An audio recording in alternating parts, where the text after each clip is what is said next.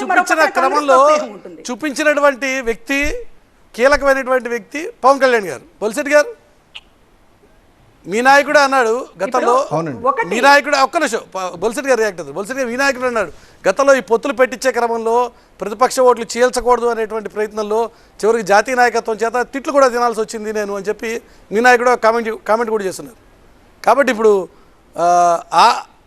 అవును ఆ క్రమంలో భారతీయ జనతా పార్టీని ఏం చూపించి ఒప్పించారు మీరు? ఇప్పుడు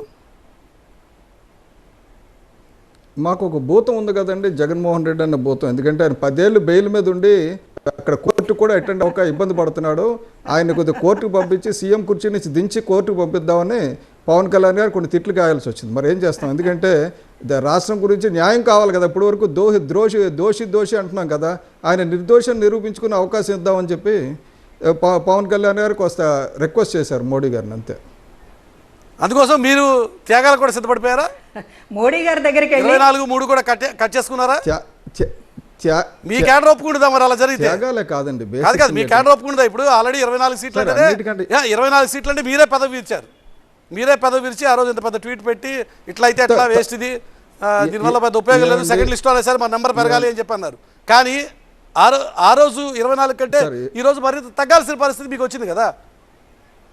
మీ క్యాడర్ ఒప్పుకుంటుందా? మీరు ఒప్పుకుంటారా? మరి ఇప్పుడు అదే చెప్తున్నాను కదా.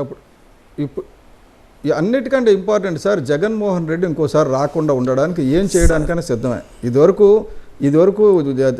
తెలంగాణ ఉద్యమంలో కేసీఆర్ గారు అన్నారు, నేను తెలంగాణను రక్షించుకోవడానికి గజ్జి కుక్కతో సైతం ముద్దు పెట్టుకుంటానని. కాబట్టి ఎవరినైనా పట్టుకో తప్ప. అసలు అన్నిటికంటే ఇంపార్టెంట్ అండి, చంద్రబాబు నాయుడు గారు అవసరం ఇప్పుడు మాకు ఎందుకు ఉందనిపించిందంటే, ఒక రాజధాని నగరం కావాలి. ఆయన సైబరాబాద్ అక్కడ కట్టాడు, ఆయన కట్టింది ఇప్పుడు మిగతా వాళ్ళు ఎంజాయ్ చేస్తున్నారు. కానీ ఒక విజనరీ ప్లాన్ అయితే ఉంది కదా. మిగతా వాటిలో నేను విభేదించవచ్చు, కొన్ని విషయాల్లో మనం ఎవరినైనా యాక్సెప్ట్ చేయాలి.